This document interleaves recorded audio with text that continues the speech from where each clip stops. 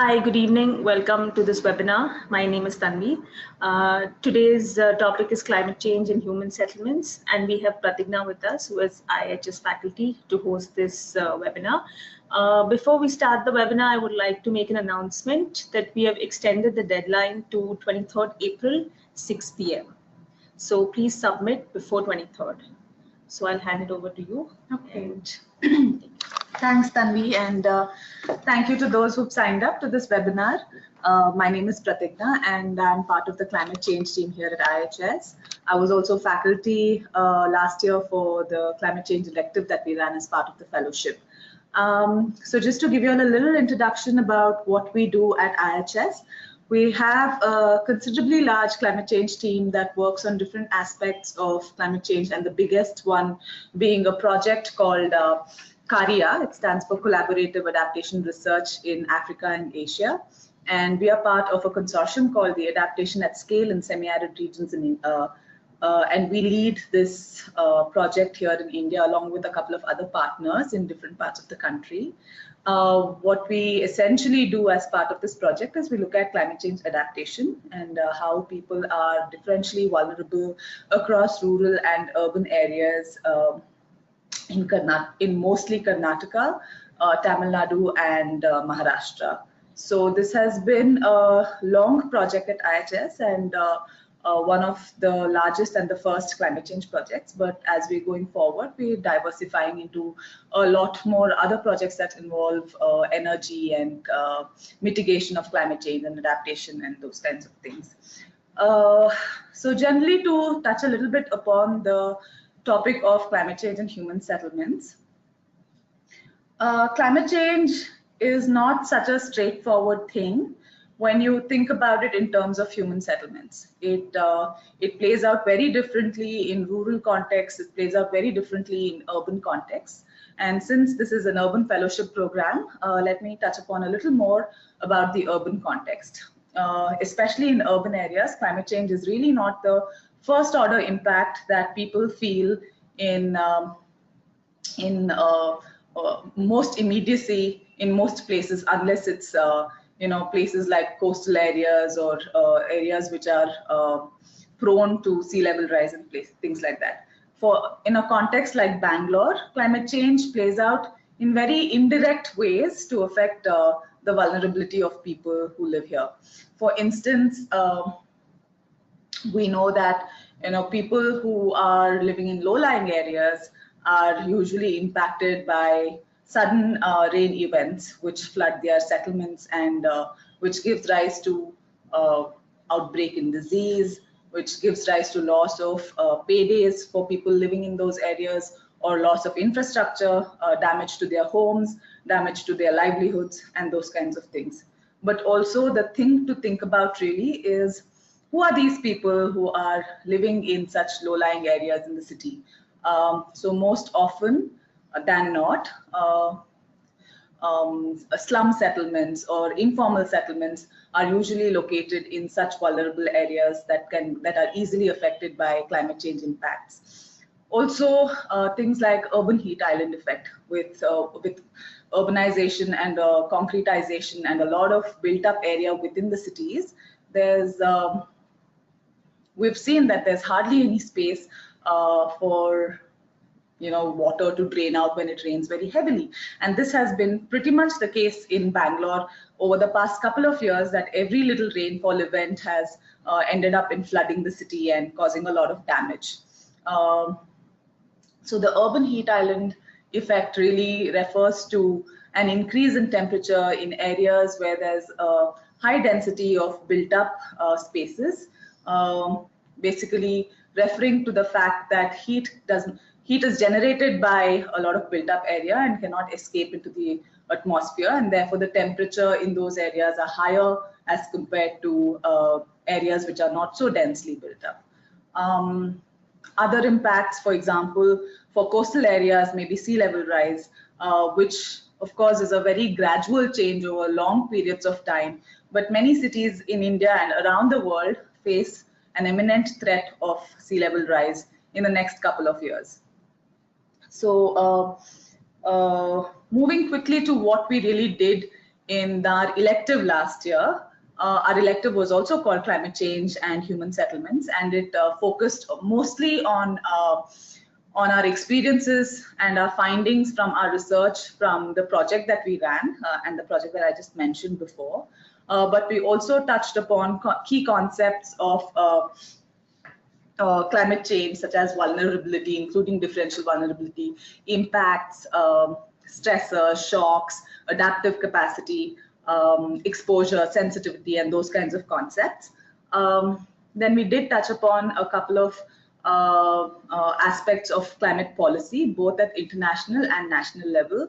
What is the international scene in terms of climate debates, in terms of climate discourse? For example, the Conference of Parties that have happened year after year in different all these years now, and which have also been quite instrumental in shaping national and international policy towards climate. And also at the national level, what is India's response to the international climate policy, and what are we doing at the national level to deal with either reduction in emissions or our contribution to greenhouse gases, or even in our strategies towards adaptation. We had a very practical part of the elective as well, which included field visits and exposure to actual sites in the city to see how climate change is impacting some of these neighborhoods, and how we could possibly assess vulnerability in these areas, and what could be the possible response strategies as well. And in general, and not just the climate change discourse, there's a emphasis on experiential learning these days. Basically, experiential learning is something that involves learning through experiencing something, or learning through games, or learning by theater, and those kinds of alternate modes of learning. So we also included those sort of components in our elective, and managed to convey some key concepts through experiential learning as well. I suppose this year as well, we will have a climate change elective, but we will also focus on not just adaptation, but a lot more technical aspects as well, such as energy transitions and climate policy and things like that. And yeah, we look forward to those who are logged into the webinar to apply, and the deadline has been extended to the 23rd now. And yeah, we look forward to having you in the class. Thank you. Question. If you all have some questions, please type it in the chat box, and we'd be happy to respond.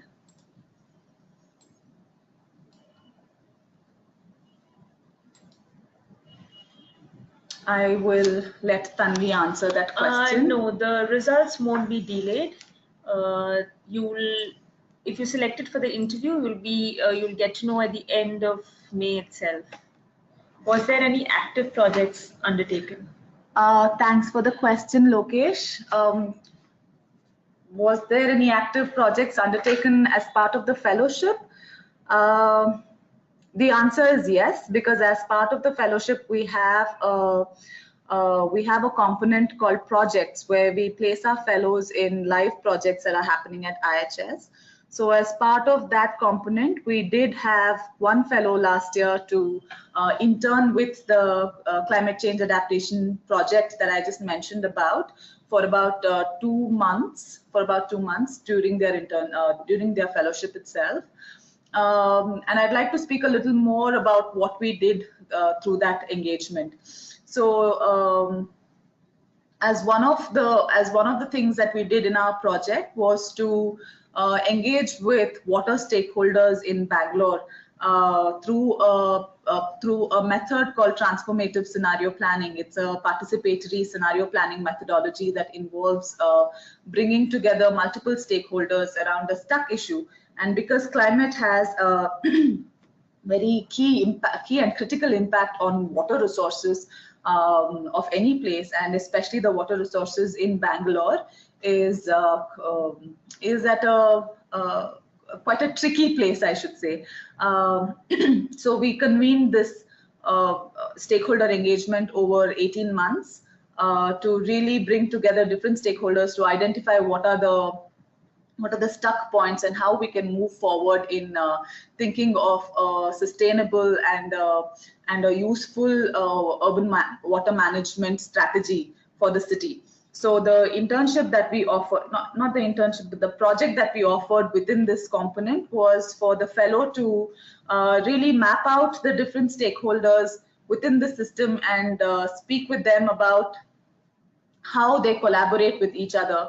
You know, how do these collaborations operationalize?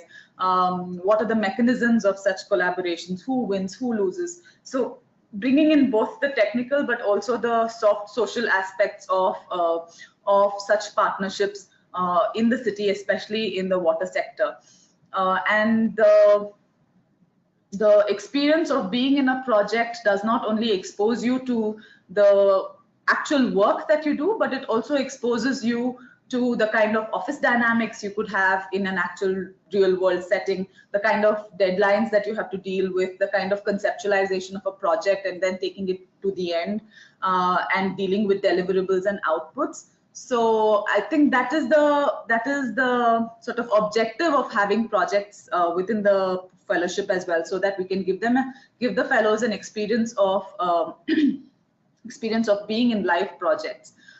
So this year as well, I suppose we will continue to have this format, and we will have opportunities to be part of live projects within the organization, within IHS.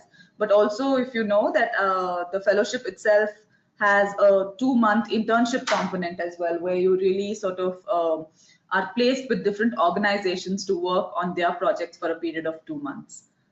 I hope that adequately answered your question. Is the next question.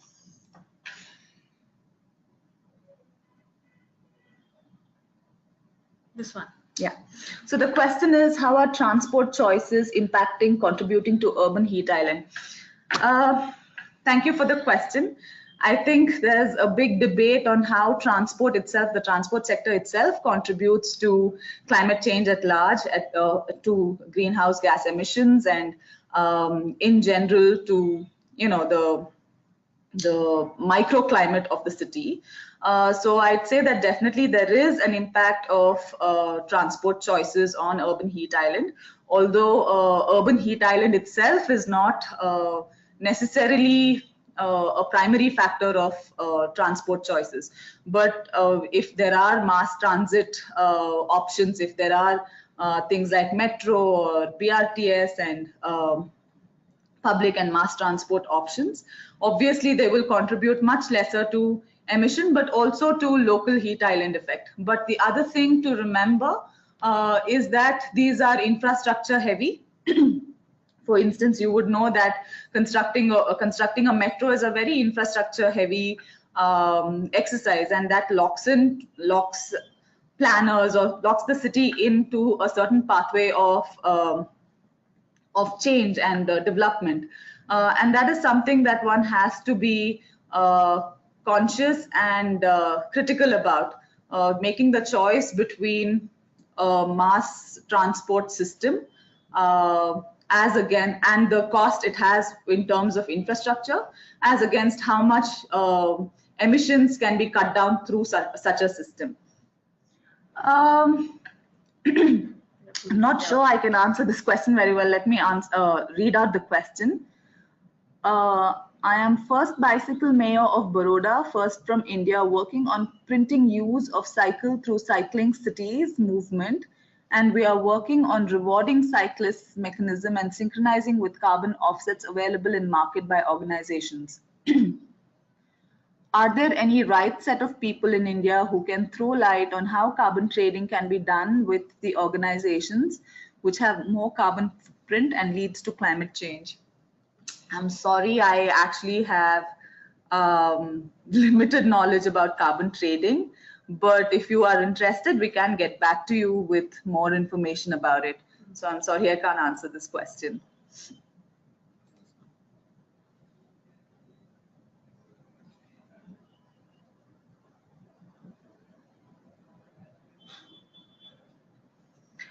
Okay, the question is, are you working on sustainable urban waste management mechanisms and their feasibility at scale?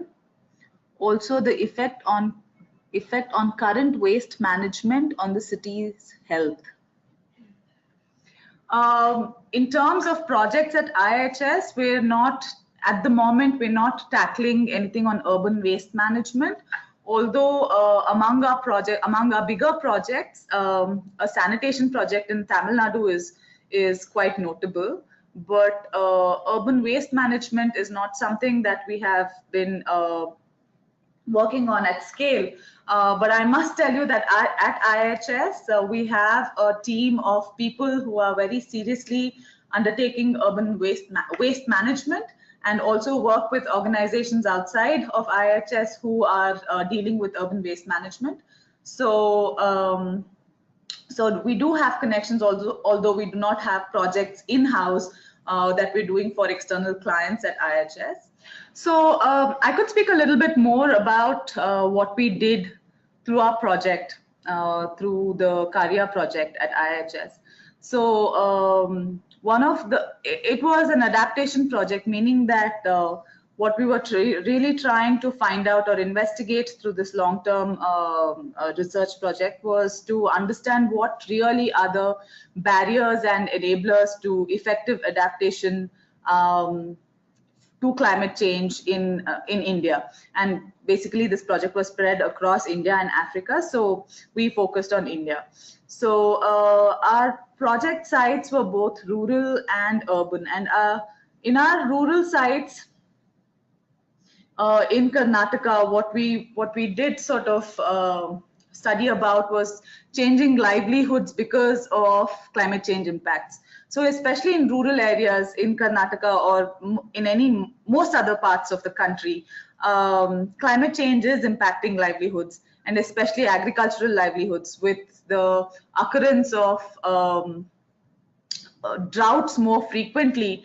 Agricultural livelihoods are becoming unviable. For instance, one of the study sites that we had in Gulbarga, which is North Karnataka, has been facing drought over the last several years, which has forced people to take certain responses in order to deal with them. But what we also found was that climate is not the only factor that forces people to respond in a certain way. For example, we saw that migration is a huge response of rural folks, and mostly they migrate to cities in search of jobs in order to diversify their income, or in order to look for new forms of livelihood itself. But most usually it's not just climate that sort of pushes them to take these kind of livelihood decisions. It's also coupled with other sort of socio-economic factors. So one of the things that we found is that most often and in most contexts, climate really is not like the primary driver of change. It's the structural mechanisms that already exist that push people to certain kinds of vulnerabilities, and climate just sort of adds another layer of complexity that pushes them to make certain decisions. So in the context of migration, we discovered that people migrate from rural to urban areas, but most often that their vulnerability is just of a different nature in the city. So it's not that they are able to do much better than what they were doing in the rural areas or in the villages. It's just that their vulnerability is of a different nature, and it's replicated in the city in different circumstances. So also the bigger question is then, is migration really a suitable response that people are undertaking, and how does it really play out when people move from urban to rural, from rural to urban areas? And also the question of the rural-urban binary itself. Can we then, in a context of people moving so fluidly across these boundaries, and so often, sometimes cyclic, sometimes seasonal, sometimes permanent, sometimes daily commuting, how do we then go on to define these rural and urban binaries? Do these binaries really hold, or is it time for us to think of urban and rural as a continuum, with say peri-urban areas in between these areas as being part of the continuum itself? So those kinds of imaginations lead us to start questioning some of these basic assumptions on which policies are made, rural policies, urban policies. Does it really make sense to have employment guarantee scheme only for the rural areas? How does it play out in the urban areas? So these are the kind of larger questions that investigation into a entry point through climate can lead us into. In this project, of course, we didn't focus too much on mitigation aspects of climate change because this was largely an adaptation project. But in the coming years, at IHS, we are also building a portfolio of projects that includes mitigation, that includes energy and carbon offsets and things like that. The question is, how is the feedback of people in adapting to new livelihoods? So I referred a little bit as a response to this question in my previous statements. And I think the feedback is really quite mixed. But when you look at it and when you start to investigate some of these responses more deeply, you realize that sometimes what is seen as a adaptation mechanism or an adaptation response need not necessarily be adaptation, and it's just coping. I mean, people are just trying to deal with what is thrown at their faces immediately, and it's not really a long-term sort of a solution for their livelihoods or for their lives. So in that sense, the response is quite mixed, but also not to forget that there are many positive examples of people, of farmers, of people responding to new livelihoods, new methods of livelihood itself within their normal practices, who have been quite successful in spite of climate change. For example, we brought out this booklet of innovative farming practices by farmers in North Karnataka and in Kolar, who, in spite of all the climate stressors they face in their agricultural livelihoods, have been able to innovate and have been able to prove successful in their agricultural practice itself by adopting new innovative practices like rainwater harvesting or multi-cropping within their land, moving to commercial cropping sometimes, drip irrigation, those kinds of things. So I think the response is quite mixed when, and the response really depends on where you start from. So this whole idea of differential vulnerability is something that we looked at very deeply. For instance, not all people are equally vulnerable or to the impacts of climate change, and it is really determined by who you are, where you are, what gender you are, what class you belong to, how much education you have. So there's a lot of intersections that come into play when determining the vulnerability of people and how people are able to respond to certain shocks and stressors. So in the same way, I mean, people with capital are able to respond better, and shifts in livelihoods are in a more positive direction for people who have either social networks or capital to fall back on, or assets in terms of education or capital assets and those sorts of things. But also you see that people with no such forms of social networks, or people with less education, obviously sort of find it harder to cope when they move from the village to the city. So the response is really mixed and depends on who you are, where you are. Have you undertaken any advisory role for Indian private companies in urban areas who have a large infrastructural footprint to increase their sustainability behavior and reducing carbon footprint, similar to how Apple has reduced its carbon footprint by completely switching to renewable energy for all its facilities recently? As an institution, as IHS as an institution, we don't really undertake that kind of consultancy projects with private organizations. But what we do is we do a lot of capacity building for government officials. We do a lot of capacity building for capacity building in terms of courses that we invite participants to come and attend. So it's through those channels we do advise people in a certain sense, but we don't undertake such consultancy projects, so therefore no. What are some of the challenges of governance in informal settlements in the context of climate change? I think the governance in informal settlements itself is quite a challenging task, and then add to it the challenge of climate change only makes it more difficult. For instance, we see that since we are talking about migration and people moving from the rural to urban areas, we see that a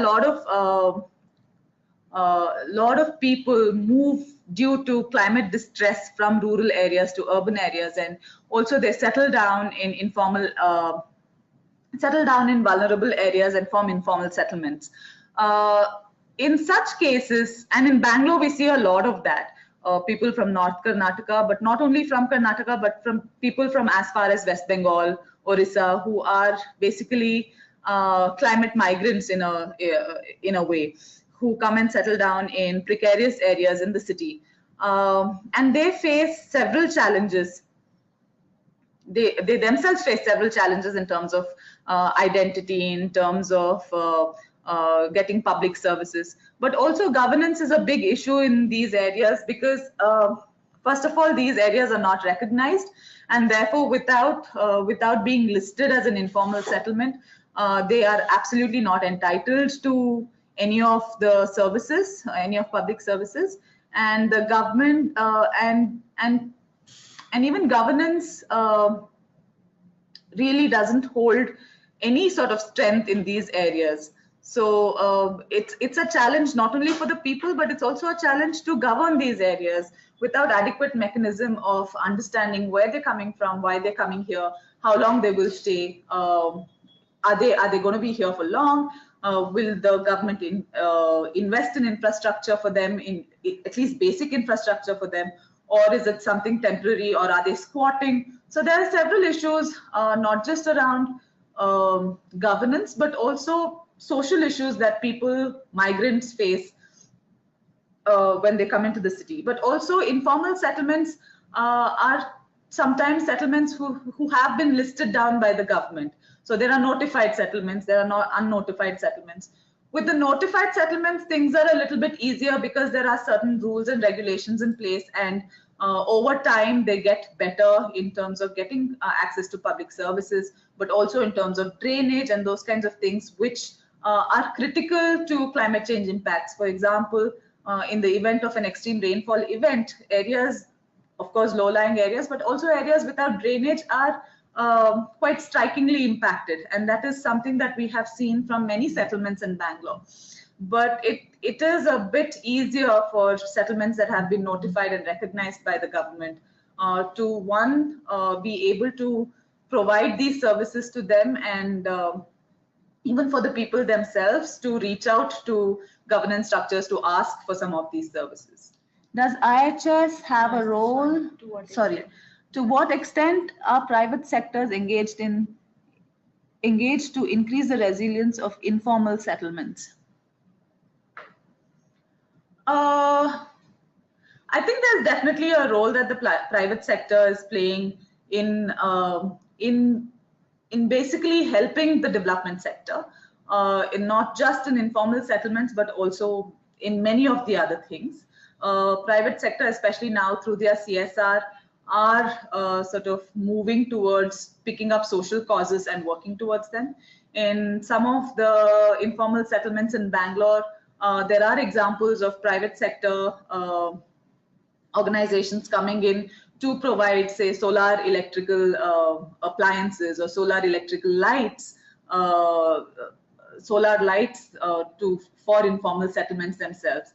So while the extent of it is not very large, I think the CSR funds also move in the more popular direction. For example, water in Bangalore is very topical at the moment, and we know that a lot of CSR funds are going towards lake rejuvenation or upkeep of water bodies or those kinds of things. But also there is definitely an engagement from the private sector bodies towards informal settlements, and also when it comes to increasing their resilience, every sort of action to help them cope and respond is in a way helping them build their resilience. Does IHS have a role in controlling lake encroachment and advising government to channelize the crowded population to other areas or cities? Again, IHS does not sort of undertake these kinds of advisory roles unless we have been asked by the government to prepare a report and then give it to them. We haven't been asked in terms of controlling lake encroachments and all of that, so we haven't done something like this.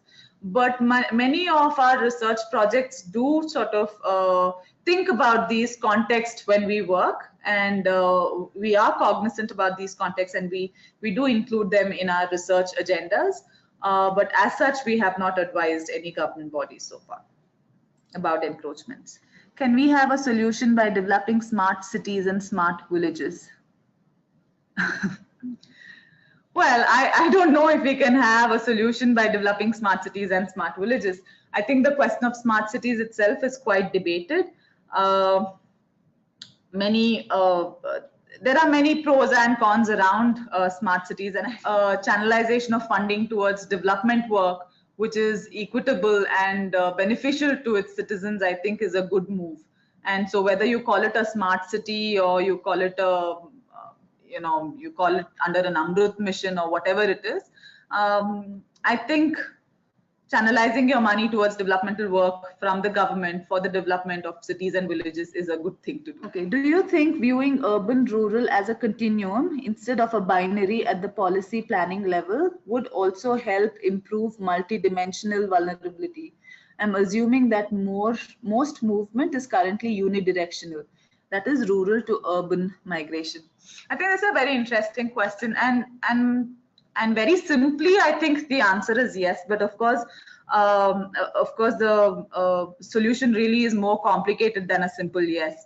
Right now, yes, the movement is mostly unidirectional from rural to urban, but there are several factors to consider a multidimensional movement. I think what we need to also focus is on how to make rural livelihoods more attractive to people so that it's viable to continue in rural livelihoods. I think many people are moving also because they see that rural livelihoods are not viable any longer. They're not profitable any longer.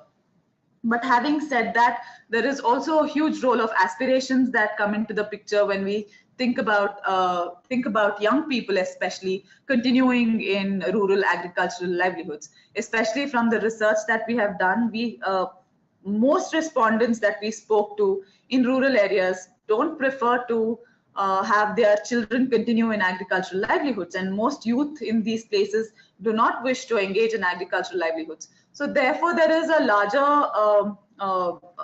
larger sort of environment of these changing aspirations itself that is sort of pushing this unidirectional movement.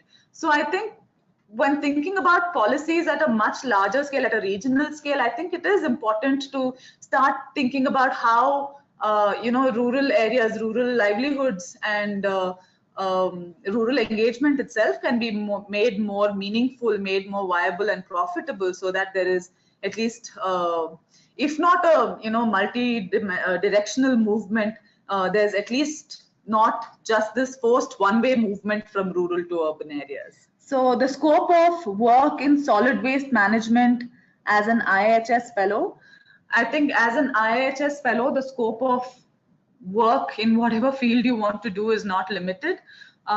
We do have a lot of expertise in-house, but where we don't have expertise in-house, we do call external faculty to help us with some of these areas. So the scope really to take up a certain aspect or a certain sector of work is really for the fellow to decide what he wants to do. And so far, we've not been discouraging of anything that is related to the urban that the fellow wants to take up. We've looked for opportunities and possibilities of how fellows can continue doing what they want to do. Although in the 2 batches that we've already run, solid waste management has not been picked up by anybody as far as I know. So, but that's not limiting at all. I mean, the scope is always open. What is the relationship between solid waste management and climate change initiatives in urban areas? I think I think it's a very complex sort of a relationship. Very directly, of course. I mean, if you don't manage your solid waste in the city, and when climate change impacts when there are climate change impacts in the city, I think both of them come together to cause much public health hazards. For example, some couple of years ago in Bangalore, there was a major strike from the two landfills that were around the Bangalore city, and they had blocked all the solid waste from reaching these areas. So the city started to pile up with garbage.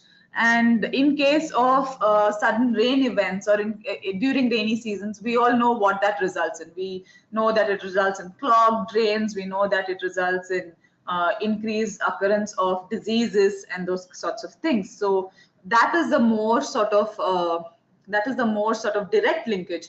But in the larger context, I think the question is, what kind of solid waste are you generating? What kind of emissions is that producing? What kind of footprint are we producing through in generating that kind of solid waste that may increase emissions and therefore the link to climate change? So I think really there's a connection to climate change in everything we do, and it is something that is very much embedded in everything that we do, and we need to be conscious about what we do and move towards a more sustainable sort of a lifestyle. So we don't have any more questions, so I think we close here. Thanks, Prathigna, for taking the time out to host this session. We will be hosting our last webinar this Thursday at between 5 to 6 p.m. And as I told you earlier, the deadline has been extended to 23rd April, 6 p.m. Indian Standard Time. So thank you for being a part of this webinar. Thank you.